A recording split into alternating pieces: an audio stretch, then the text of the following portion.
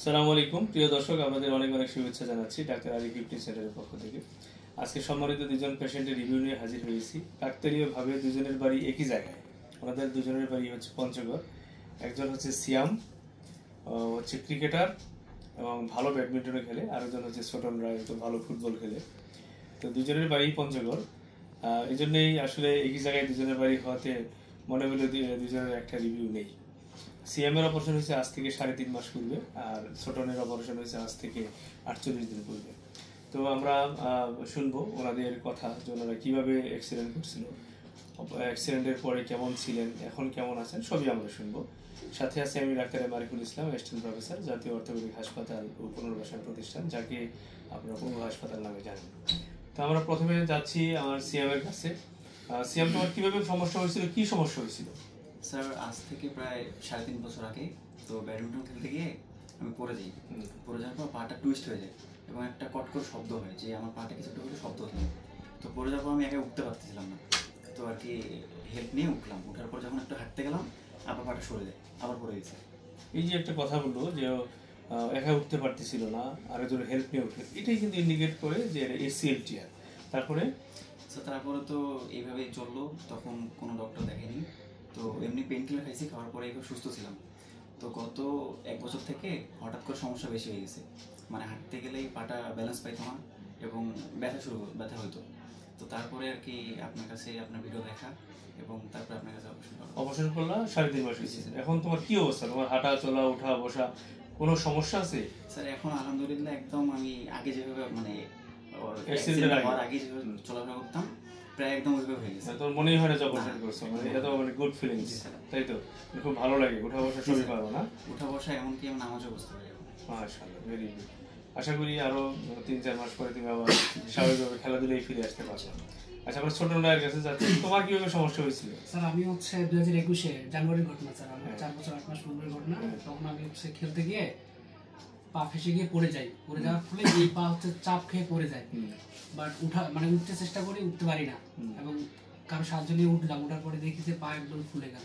Same জিনিস, যে আরেকজনের সাহায্য নিয়ে উঠছে এবং পা ফুলে গেছে, এটাই কিন্তু এসিএল ইনজুরির একটা হলমার্ক। আচ্ছা, তারপরে অপারেশন করছে কয়দিন? অপারেশন করতে স্যার হচ্ছে 48 দিন। অপারেশনের আগে তোমার কি কি প্রবলেম হতো? স্যার হচ্ছে স্যার শুরুতে আমি বুঝতে পারিনি যে আসলে আমার এটা এসিএল টিয়ার ছিল। ওই পেন কিলার নিয়ে সেম এভাবে হচ্ছে 5-7 দিন পর আবার হচ্ছে হাঁটা চলা সব স্বাভাবিক। বাট হচ্ছে স্যার খেলতে গিয়ে একদিন যেটা দেখলাম, যে ক্রিকেট খেলতে গেছি, বল করতে গেছি, যেহেতু ডানহাতি বলার, এই পাটার উপর পুরো ভর যখন গেছে, হাঁটু ঘুরে গিয়ে পড়ে গেছিলাম। আবার উঠতে পারি না, পা সোজা করা যায় না। তো এরকম 2-3 বার এরকম মুখোমুখি হওয়ার পরে পরবর্তীতে আমি খেলা বাদ দিয়ে দিলাম, মানে বুঝতে পারতেছিলাম না এটা কি সমস্যা। তারপর তো এইভাবে থাকতে থাকতে পরে আপনার ভিডিও দেখলাম। আগে অন্যখানে যদিও দেখাইছি, বাট তারা অপারেশন সাজেস্ট করার পরে আমি আপনার এখানে আসছি রিভিউ দেখে। যেহেতু আমার বাড়ির পাশে এই অপারেশন করলো, এ ভালো 1.5 মাসে সুস্থ একবারে, এই কারণে আমি এখানে আপনার সাথে দেখা করে অপারেশনটা এখানে করি। এখন তুমি কেমন আছো? এখন স্যার হচ্ছে হ্যাঁ, মোটামুটি হাঁটা চলা তো স্বাভাবিক, অনেকটাই স্বাভাবিক, বলতে পুরোটাই স্বাভাবিক। মনে হচ্ছে না ওই ধরনের না স্যার, ওই ধরনের আর মনে হচ্ছে তোমাকে 48 দিন অনেক ব্যায়াম করতে হবে, অনেক রাস্তা পাড়ি দিতে হবে, তাহলে আস্তে আস্তে আরো ইমপ্রুভ হবে। আচ্ছা, আমার এই সেন্টারে অপারেশন করে তোমরা হ্যাপি কিনা? জি স্যার, আলহামদুলিল্লাহ অনেক হ্যাপি। জি স্যার, হ্যাপি। কেন হ্যাপি? হাসপাতালের হচ্ছে পরিবেশ, তাদের হচ্ছে সেবা এবং আপনার অপারেশন সব মিলাই হচ্ছে অনেক ভালো আর কি। আমাকে অপারেশনের আগে অনেকেই বলছিল যে যখন অপারেশন সাজেস্ট করতে বলছে যে ইন্ডিয়া যাইতে, তো আমি সেটাতে আর কি কান দিইনি। তা আমি দেখলাম যে আপনার রিভিউ দেখলাম, প্রাচীর কাছে শুনলাম, শোনার পরে তো আপনার কাছে আসে। আসলে বর্তমানে যে পদ্ধতিতে সবচেয়ে আমি বেশি অপারেশন করে থাকি সেটা হলো বোথ সাইডে অ্যাডজাস্টেবল বাটন দিয়ে 2 সাইডে যদি বাটন দেওয়া হয়, আসলে লিগামেন্ট লুজ হওয়ার কোনো চান্স থাকে না। সেই ক্ষেত্রে রোগীরা কিন্তু অত্যন্ত মানে দ্রুত কামব্যাক করতে পারে, স্বাভাবিক হাঁটা চলা থেকে শুরু করে খেলাধুলা এভরিথিং তারা কিন্তু খুব স্বাভাবিকভাবে করতে পারে। এই জন্য আমি মনে করি বোথ সাইড অ্যাডজাস্টেবল বাটন এটা এই আর্থোস্কোপির জগতে একটা আশীর্বাদ। এটা মাথায় রাখতে হবে আপনাদের, যে এটা মানে চমৎকার একটা পদ্ধতি। বর্তমান বিশ্বে এই পদ্ধতি সবচেয়ে বেশি অপারেশন হচ্ছে, বিশেষ করে যারা প্রফেশনাল খেলোয়াড়, যারা highly active person, army, BGB, police, এদের কিন্তু আসলে খুবই জরুরি একটা বিষয়। তো আমাদের দেশে এই লিগামেন্টের রোগী তো অনেক আছে যারা বিদেশ যেতে চায়, তাদের সম্পর্কে তোমাদের কি বক্তব্য? স্যার, আমি তাদেরকে একটা কথা বলতে চাই, আপনারা কোনো টেনশন করবেন না, কোনো দুশ্চিন্তা না করে নির্ভরশীল মানে ভরসা নিয়ে, বুকে আল্লাহর সাহস নিয়ে আপনারা স্যারের কাছে আসতে পারেন, ইনশাআল্লাহ অনেক ভালো ফিট পাবেন। ছোট কিছু বলতে চাও? জি স্যার, অবশ্যই। দেখতেছি তো স্যার আমার মানে হচ্ছে লিগামেন্ট সমস্যা শোনার পরে দেখতেছি আশেপাশে অনেক লিগামেন্ট রোগী, ঠিক আছে স্যার। তো যারা হচ্ছে ওই বাইরে যাইতে যাচ্ছে সময় নষ্ট না করে আপনার কাছে আসলেই আমার মনে হয় যে তাড়াতাড়ি সুস্থ হতে পারবে, অপারেশন করে দিচ্ছে।